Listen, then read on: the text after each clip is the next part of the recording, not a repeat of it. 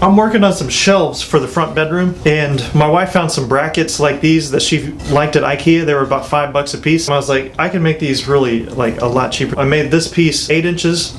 I made the back piece 9 inches, and then this cross diagonal piece is 8 inches on the longest face. I'm going to Home Depot this morning to get the board to sit on top. I realized I had made the assumption that these were 8 inches because I would use a 1x8, but those aren't the actual dimensions for a 1x8. I was looking at 1x10s, and those are pretty expensive. I was going to rip 1.5 inches off of that to give me 8 inches. I was going to need at least 2 of them, so that was going to be $30. So I decided to get some really cheap 1x4. So if I put 2 of them together, that would give me about 7 inches, and then I would have to rip a 1-inch strip off to join together like that to make a board. I didn't like doing that. I thought initially about going and cutting 1 inch off of each one of these. I put that in SketchUp, and I didn't like the way it looked that shallow. The width of these boards, I just used some scrap pine that I had in, and I cut them down to 1.5 inch width. This is me taking some of the scrap wood and cutting it down to size.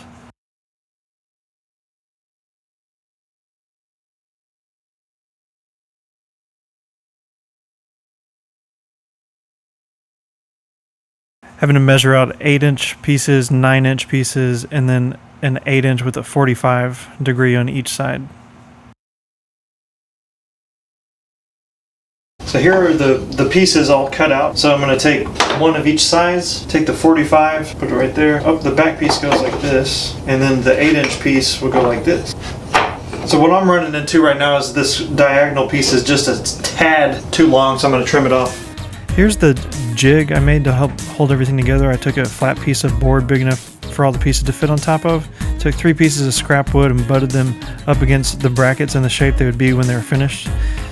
Used a square for the 90-degree angle, and I just fit the 45 piece as best as I could and clamped it down and screwed it in. I just used 3 countersink screws per bracket. It was nice having 3 drills, one for the smaller hole, one for the countersink, and one to drive it in.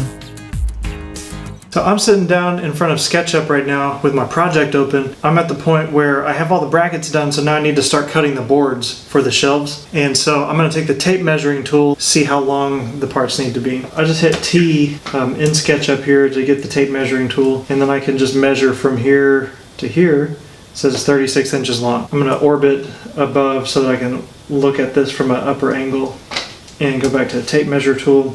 So I want to see the distance on the longest part of the face here, which is from there to there. So lengthwise is 41 and 11/16. And then let's see what this one is. And that one's about 44. So I'm cutting the 36-inch pieces first because these are easy and I can get those out of the way. I measured one of them 36, and then I'm just lining the other ones up with that to be the same length. And here I'm lining up my table saw to cut the 1-inch strips. And so this is a really cheap portable table saw, so I have to be really tedious about getting the fence square. I had to make that push block with a 1-inch thick piece of board because I didn't have one that was thin enough to get in between the blade and the fence there.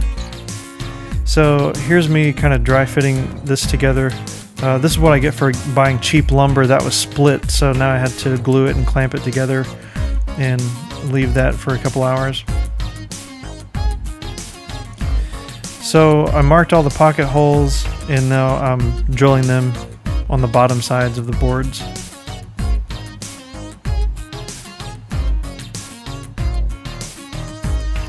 And so putting some glue in between each piece before I screw it together.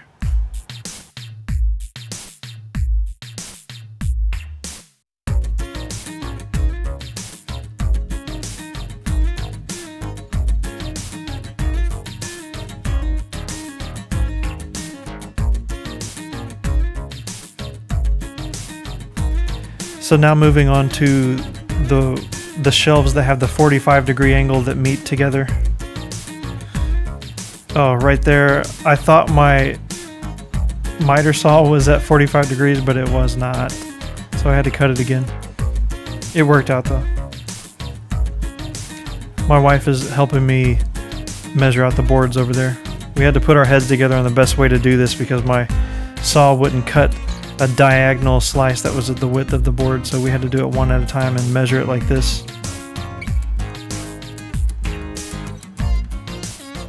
Realized I needed another 1-inch strip there, so I had to cut that again. Luckily my table saw was already set up for that.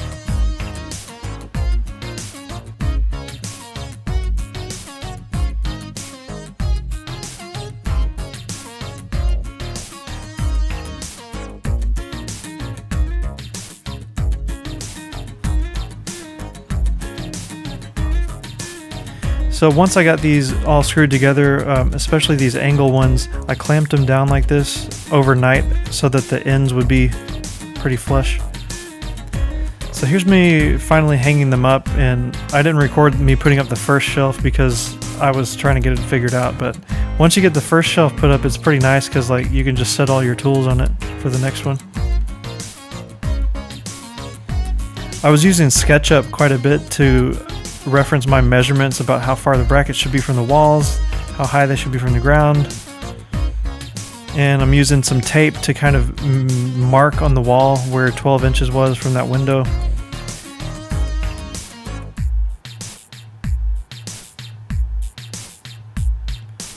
I'll hang the first one up and then just drill some little bitty holes into the wall just as a mark, and then I put some drywall anchors in, so I had to drill a 1/4 inch hole. And then I would just hold the second shelf bracket up and make sure it was level with the first one and the right amount of space away from the other wall.